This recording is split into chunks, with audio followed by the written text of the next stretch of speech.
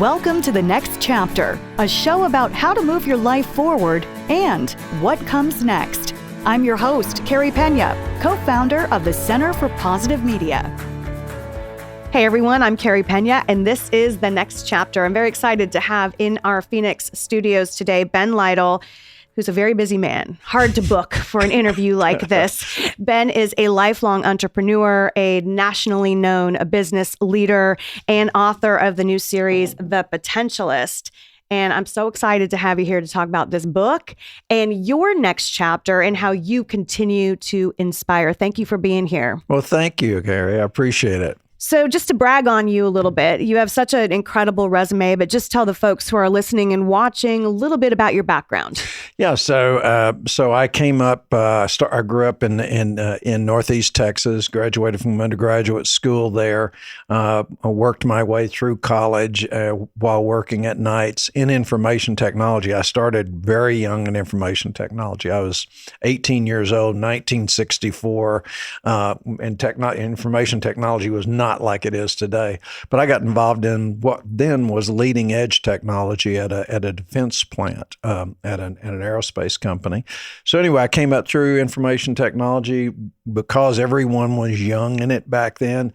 I was a manager of 65 people at 21. At 25, I was a mid-level manager.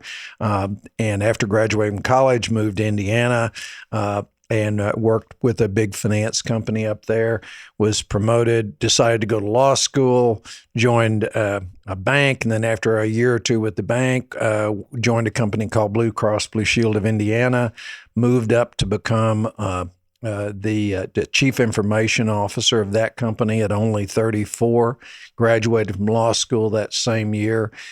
2 years later, totally to my surprise, was at 36 years old, was made chief operating officer of this $1 billion company, with at that time, about 3,000 employees, and served in that role for 5 to 7 years, then was made chief executive officer, had come up with a strategic plan, and that plan, you thought maybe one of two parts of it might be successful. The thing was wildly successful. And over the next 10 years, our team, a wonderful team that are still my friends today, built 2 New York Stock Exchange companies in 1 year. One of them became the 6th largest insurance broker in the United States, and the other one became Anthem, which today is the 29th largest company on the Fortune 500. It's an enormous company, and so I had a marvelous success, and then chose at that point to do what I call refine, which means I didn't want to retire, but I wanted to really do different things than run a big corporation anymore. I'd done that. I'd proven I could do it. I was happy with it, happy with what I built. So, and one of the things that I wanted to be there, I wanted to be when my grandkids were born. I wanted to be part of their lives. And you know me, so you know I am very involved in their lives. And I wanted, and not just the guy they saw 2 or 3 times a year at a holiday. Same thing with my adult children. I wanted to be part of their lives and help them to achieve their dreams. And I wanted to achieve peak physical fitness for my age and keep it that way. And I've been able to do that and travel the world where I could stay 2 or 3 months in a place. And that's how I've lived. That's what I call refinement. And along the way, my son Hugh and I have built 3 companies, together. He's the lead guy on the last 2. I just supported him. And we're doing a 4th one with my son Larry now. And that's great fun. And my daughter's a magnificent teacher. She inspires me constantly. So that's been my life. The audience can see you are, a family of underachievers. It's just amazing. When you recite in that sort of short form, we could expand on any one of the things that you just said. But when you sit and say that string of events. What do you think made you so successful? I mean, obviously you're a smart person, but it takes more than that. What do you think it was? Well, I clearly think, and it's why I wrote this book. First of all, I had parents who always they weren't able to give me and my brother much financially. We struggled, and so I had to pay my own way through college, and I had to make my own money in high school. Otherwise there was not going to be a car, and there wasn't going to be gas or anything else. But they gave us love and faith in ourselves. So they over and over and over as I was growing up say, "You're a smart kid. You work hard. You can do anything you want to do in life." That's a wonderful thing to say to a kid, and over and over. Yes. And my aunts and my uncles and my extended family did the same thing. And my brother and I both have done really, really well. That was part of it. Part of it was when I was in college, and it's in the stories in the book. I was inspired by a young, charismatic professor who said, you don't let the world define you. You discover who you are and live to that. Discover your potential and live to that. That's true success. And I took that seriously. And so understanding human potential, starting with my own, but human potential for other people and the human race became really a huge avocation for me. And that informed my attitude towards business and leadership. So when I looked at a company, particularly when I became responsible for one, I looked and said, what could I make out of this? I didn't become focused on the problem. We obviously have to fix problems. It has to run well, but what could I do with this? What's needed out there that I could provide? Because it always starts with an unmet need. And then the same thing with leadership. I'd look at the people around me, and I would see potential in them they couldn't see themselves. And I thought that was my job as a leader, was to help them see their own potential. I love that. And so it's fitting that the name of the book is The Potentialist. Right. And I should also note that you definitely have passed that on to your two sons, who I know, both of them well, Larry Lytle and Hugh Lytle. And Hugh is the founder and CEO of Equality Health. Right. And I've interviewed Hugh about starting Equality Health, and he said similar things about wondering what the potential was, how he could get in and really change the face of healthcare, how he could level the playing field. So you definitely have passed this along to your children and your daughter as well, who's a teacher. Well, and all three, and I burst with pride every time I think about them, but they're all driven too by significance. It's like profit with a purpose, job with a purpose. They all are really committed to a purpose. And Hugh has had a purpose, has been driven to make health and healthcare better, and he's really making a difference. He's making a huge difference. difference. The same thing. Yeah. Larry's a financial advisor, but he's not the typical guy who just wants to get as many clients as he has. He wants a limited clientele that he really cares about. And they're like family to him, and he means that. That really is the way he runs his business. And Kelly loves kids, and she wants the best opportunity for those kids. And she's actually now a dean of students at an inner city school. Lots of challenges, and she's loving it. But she looks at those kids and she sees the potential. Absolutely. Let's dig into the book a little bit. On the cover here, you say data, information, knowledge, and at the top here, wisdom. Right. Yeah. The reality is that and I've had the good fortune to discuss this with the people who really were the founders of the internet, and that was one of the things they wanted to make information and knowledge democratized, meaning it's available to everybody, and that we're pretty well there. I mean, we've got about everybody, but about 2 billion people, or about 30% of the U.S. or the world population, a little under 30%, have high-speed internet access now. Within 5 to 7 years, everyone's going to have it. And so at that point, pretty much information and knowledge is a commodity. It's available to everybody. But the challenge for us in the coming decades is we now have to learn to use information, knowledge, and automation, which is increasingly a part of our lives, wisely. And wisdom is not some elusive concept. It's really very simple. It's the classical definition is the art of living well. Isn't that interesting? Yes. The art of living well. That's what wisdom is. Well, how do you live well? Well, first of all, you have a clear perspective on life, broad perspective, looking back, looking future, looking at today, and you love life as it is. It's got imperfections, but you love it as it is. You do the same thing with people. You see people for their infinite variety, but you love them as they are. You don't judge them. You simply love them. They are what they are. They're these magnificent creations, unique creations. And then finally, you learn to make decisions better. Because and you will make decisions better if you come at life with that kind of an attitude.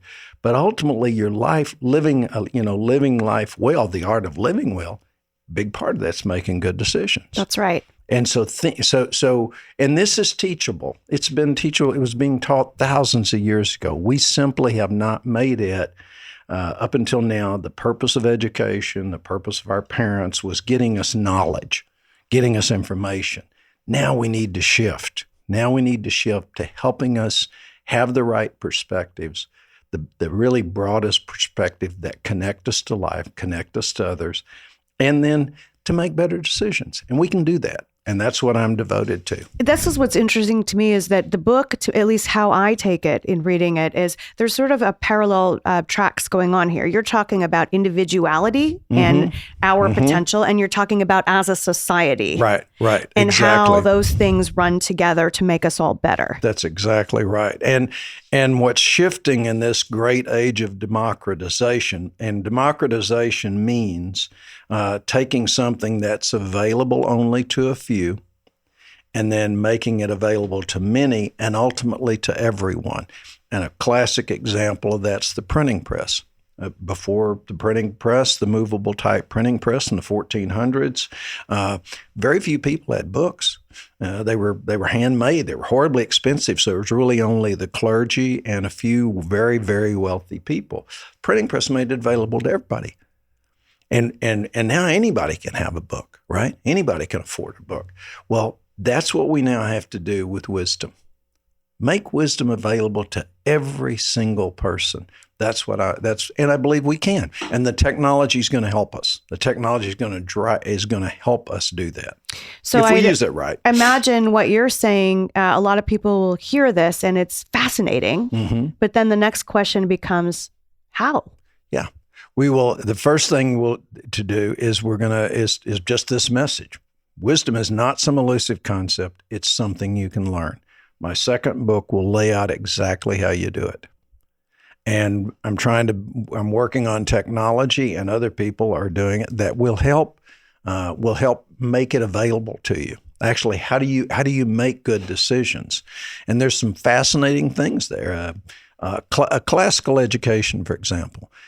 Classical education, a lot of that's built on studying great literature. And people who get a classical education tend to be a little wiser and tend to have live pretty good lives. Well, the reason is what's buried in the classical literature, as well as most religious texts, are archetypes. And archetypes are patterns of human behavior. If you learn the archetypes and you recognize you're in one, it's not going to end well. You can kind of learn to live life a little wiser, right? You make better decisions. Yes. So having an affair with your sister-in-law is not a good idea, right? And that one's pretty obvious, but it's learning the ones and so part of what wisdom is and part of what education can do is teach more about archetypes. What automation can do is actually give us an infinite category of archetypes. So imagine if I'm in a situation, I come home and I'm 26 years old and I walk in and I realize one of my roommates has stolen money from me. I have no idea what to do. I don't know which one it is. I don't know how to handle it. What if I could describe what happened to me, or type it in or describe it, and it brought up 36 people who had exactly the same situation happen to them. And you could hear how they handled it. That's interesting. Isn't that fascinating? Yes. That would have been impossible in the past. Crowdsourcing wisdom. Right. Exactly. I love that. That's actually really good. So the book really looks at how we take our history, our learned experiences, and Right. how do we truly make wise decisions for our future. Right. Right. And what do you want people to take away? If I was to say, pick up this book, read through this, and you will take what away? I think two big things will happen. First of all, you'll get in the first 88 pages, you'll get the best possible summary I could create of what's going to happen in the next 30 years and how things are going to be it's going to be a very different world than the world we have, and how not to fear it, but how to navigate it, how to understand what's going on and how to get ready for it. That's the first part. The next 2/3 of the book are 7 things. This where wisdom comes in. If you'll do these 7 things, you'll come out way ahead. At the end of the 30 years, you're going to be way ahead of everybody else because you did these 7 things. And they're not hard things. They're things that were always good to do, but now they become critical because of the way the world's going to change. The most important in this chapter 11 is success is not money, fame, power, appearance, social status, any of those things that many people have been led to believe, oh, that's success. It's not. I've known so many successful people. I've studied wildly successful people. I've studied them, and the one thing that really makes you feel successful when you lay your head on the pillow at night, and that's when it matters, because it's your definition, is that you did your best.